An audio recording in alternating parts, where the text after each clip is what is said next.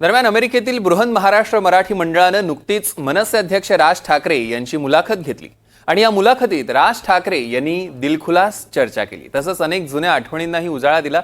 याच मुलाखतीत राज ठाकरेंनी लोकसभा निकालाबाबत नेमकं काय मत व्यक्त केलंय पाहूया।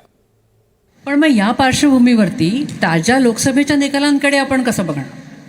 या आत्ताच्या झालेल्या ते निकाल भारतीय मतदाराबद्दल काही सांगतात असं तुम्हाला वाटतं का? नक्की सांगतात, परंतु या सगळ्यातनं मला काय आत्ता निकाल लागलाय, यातनं बोध कोणी घेऊन काही पुढे होतंय का आता हे पाहणं गरजेचं आहे। कारण आपल्याकडे काय आता हा काही राजकीय व्यासपीठ नाही आहे, परंतु उद्या कोणी इथून तिथे जातील, कोणी तिथून तिथे जातील, काही माहीत नाही आपल्याला आता। तर साधारणपणे एक वर्षभर आपण कळ सहन करू, वर्षभरानंतर बघू काय होतंय नक्की ते।